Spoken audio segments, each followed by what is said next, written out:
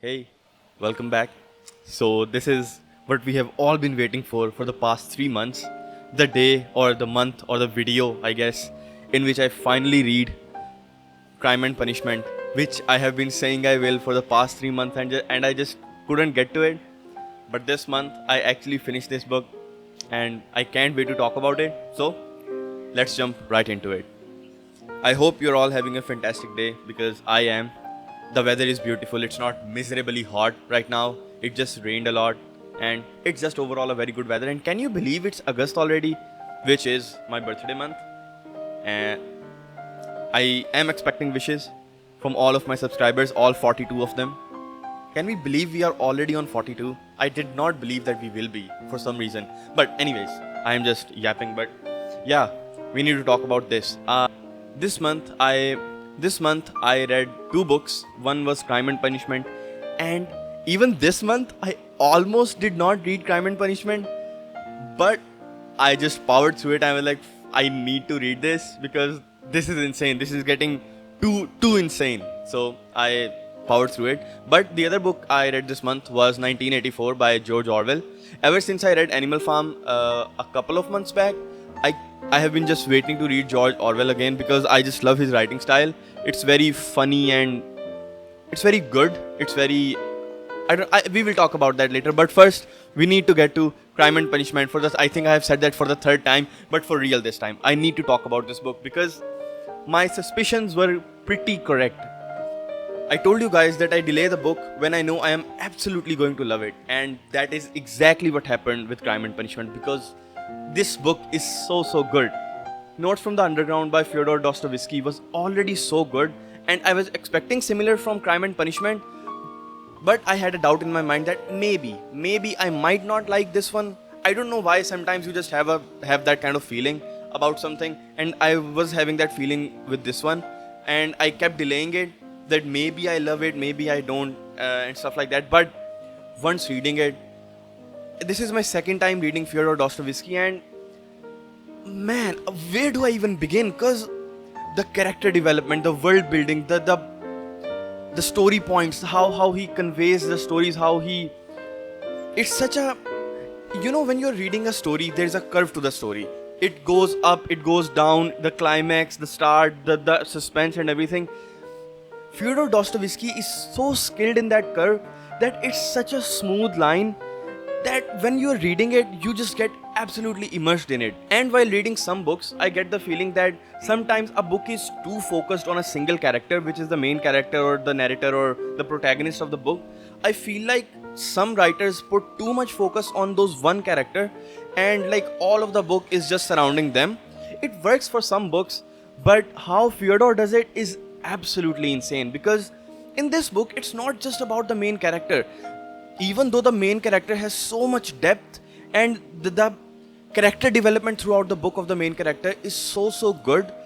I don't really know how to pronounce the names properly of the characters, so I'm not gonna try and butcher them. So bear with me, I'm sorry for that. There are so many other side characters that you won't even call side characters. That's how well they are written, and that's how well they develop as a character throughout the book. And not only that, Fyodor likes to do this thing where he really wants you to get immersed in the world. So the way he explains the environment around the characters and the world they are living in, the best way to put it would be that you can just feel yourself in there, in that world, in that surrounding, and you can just feel the tension that's building up between these like multiple characters or just in the story in general. If you haven't read Crime and Punishment, let me quickly explain to you what the book is actually about. So in Crime and Punishment, the book is about a young lawyer or like still studying. He's studying to be a lawyer, and because of family pressures, he ends up committing a crime. Not even just because of family pressure, also because he thinks that what he's doing is a morally right thing to do, and he ends up doing that crime and he ends up killing someone, and then the whole story builds up off of that. And off of that, you would think that the story would devolve into this thing where you are escaping the law and this, but no, you are reading Fyodor Dostoevsky, and that's not what he does because the story is so much more than that. It starts with that crime, but it's very suddenly throughout the book becomes more about less about the crime, but more about his inner moral compass and him figuring out why he was wrong and why what he did was wrong. And because of that one crime, how the world around him absolutely changes. And it's this inner battle of morality in his mind and figuring out what's right or what's wrong and how the world treats you. And it's just such a good story. I'm trying so hard not to spoil anything about the story, because with this kind of story it's pretty easy to say something or to hint at something which can give you an idea while you're reading the book. But I think if you have read any of these authors like George Orwell, Albert Camus, I think you will very, very much love this book. Or even if you are just a fan of thriller novels, I think this could serve as that as well in a way, because the story is very, very tense, and it wraps up and it has many of those tense situations where, because after the crime the guy's mind is just devolving into this absolute mess, and you can see it happening in while you are reading it word by word. And it's such a beautiful piece of work. And after reading Dostoevsky twice now, I think I get why he's very much like studied a lot and gets such praises, because it's not easy and it's not something every author can do, where they can take so many characters and develop them throughout such a short story, because it's just a 500-page novel, it's not that big, and take all of those characters and develop them so much, meanwhile also developing their surroundings and the environment they live in, and painting you such a detailed and such a gruesome picture of the environment that you can just feel yourself in there, and you can just feel the pain and relief and just the emotions that the characters feel. I haven't really read many books compared to a lot of people, but from what I have read, how Dostoevsky writes and how he puts those stories and those moral questions or those thought-provoking ideas in front of you in such a beautiful arc of story, suspense and thriller, I think it's just something to be praised. And I think it's something to give it a try at least once in your lifetime, because it's not something you find very easily, because it's not daily that you get to read these type of authors and these type of stories that are so compelling and so strong in what they are, and so complete in what they are as well. So yeah, this book I think will be one of my favorites from now on, and I will highly recommend that if you haven't read Dostoevsky, you start with this book. I think Notes from the Underground is a little bit tougher to get into, and if you have some experience reading thriller novels and stuff like that, I think it's really easy to get into and you will absolutely love it. Now, secondly, another absolutely amazing book, which is 1984 by George Orwell. I feel like I should be reading some bad books as well, because these reviews, because I haven't really read much books, I am only reading the good ones, and I think the reviews kind of get stale. But 1984 is such a good book, where Crime and Punishment was about these multiple characters and their beautiful character development throughout the novel. 1984 just flips it completely on its head, because it isn't about any characters, and the characters in it don't really experience much development throughout the book. What they are in the start of the book, they pretty much in most ways stay that way. I say that very loosely, because it's not like nothing happens with those characters, but it does. But in the general sense, they pretty much stay that way. But it's more about the world they live in and the society they live in. Society. Forgive me guys, I'm a toddler. And for those of you who haven't read 1984, 1984 is about this dystopian...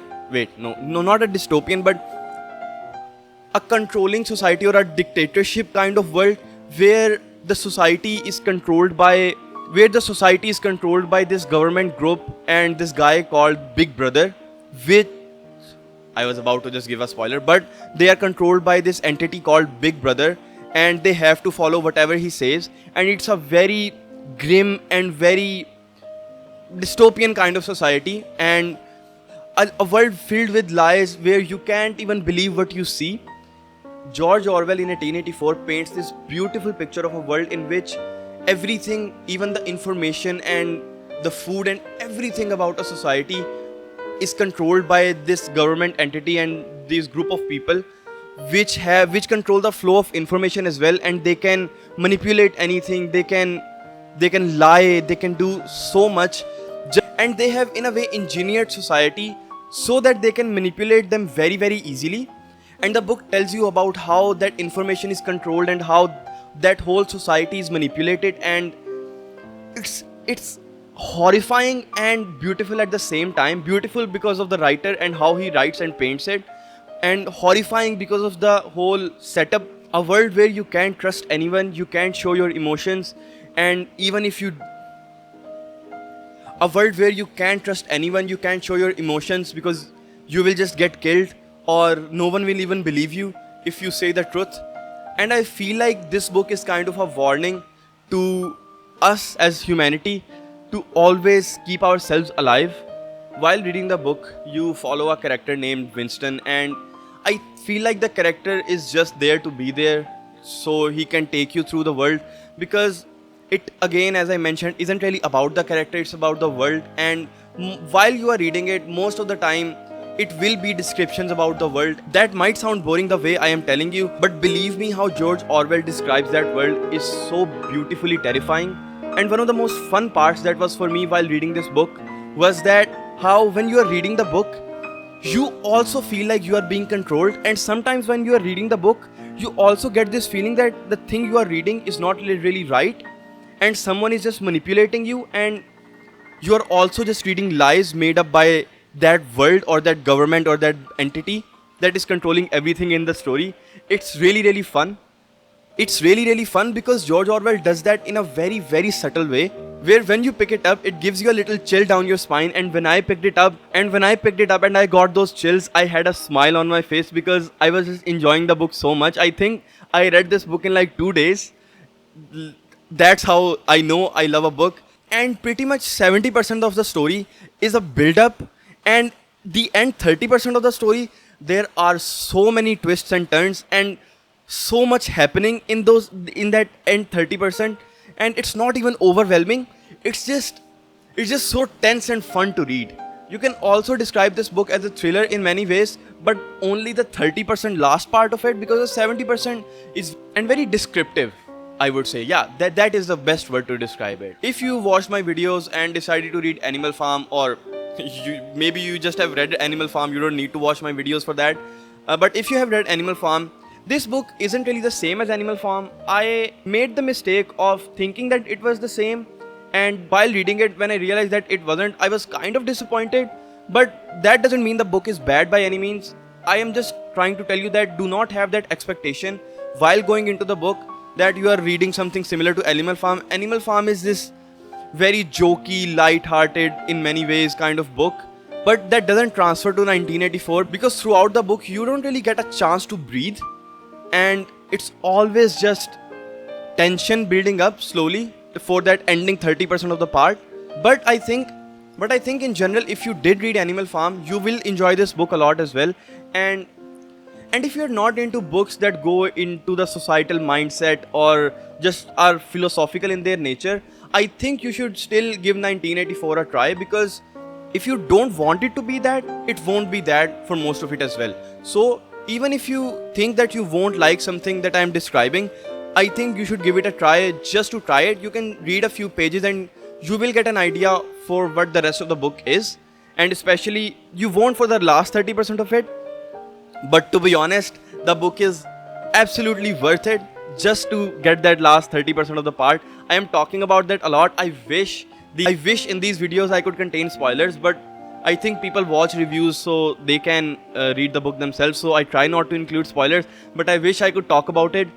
Try to power through the first 50% of it, and I think you're gonna enjoy the ending of it a lot. And it has a very twisted ending as well. Well, that was it for this month's book review. It's August, and for this month, I actually have a few videos for the channel planned, and some that I am actually working on and are almost finished, so you can look forward to that as well. And for the books that I'm going to read this month, I'm not really sure. I haven't really given it much thought, to be honest, I don't even know what I'm gonna read this month. But in these kind of cases, I absolutely just like to wing it and see what I can find, and I listen to them. It's a nice surprise always of what kind of stuff you end up reading that month. I think if I plan it out too much, I am inclined to not read those books for a long time, which happened with Crime and Punishment, of course, as you guys know. So I don't really know what I'm gonna read this month. Let me know how you liked the video, or if you will give any of these two books a try. Thank you so much for watching, and bye.